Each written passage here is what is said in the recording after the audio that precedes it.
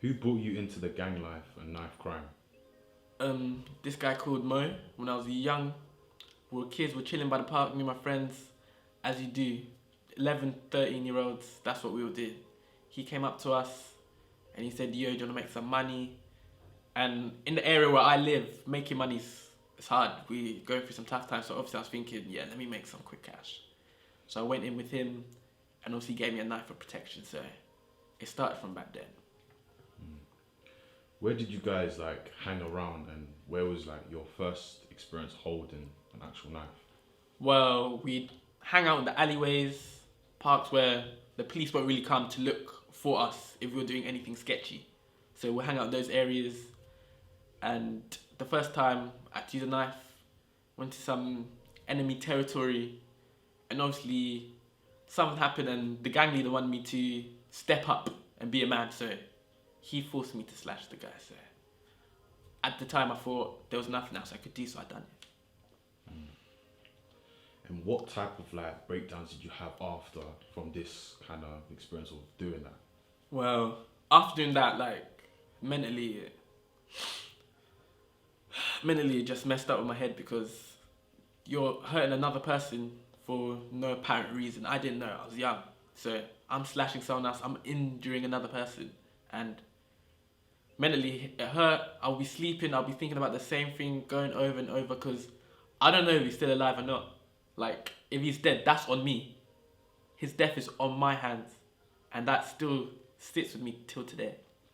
And what changed you to come out of that knife crime life? Well, me and my boys were walking in the town centre, and some people came up to us saying, do you want to come to church and just see what's going on? My friend thought it would be funny if we go. Maybe we'll mess around. Maybe there'll be free food. So we went, and obviously we didn't expect it, but the pastor was preaching something. It hit my spirit. It touched me. And from that day forward, I thought, this is for me. Lifetime, it's not for me anymore. Yeah. And this actually made you become a proper youth speaker to all your like youth members out there. Yeah. In the church. May his foes flee before him as smoke is blown away by the wind. As wax melts before the fire, may the wicked perish before God. But may the righteous be glad. And I can give them advice on how to change their life. So I feel like I'm doing something better for the world. What church do you attend to, and what would you like call it home to you in your heart? I go to the Gatwick Church. It's not too far away from where I live, and I'd call it home. I call it my home, spiritual. It's my spiritual place. That's where I found who I am as a person today. That's how I got out of the gang life. So I call it my home, yes. And what would you say to all the youth in Bewbush, and what would you change in Bewbush area? To the youth in Bewbush, I'd just say, don't go to the gang lifestyle. It's not really it. You know what I mean?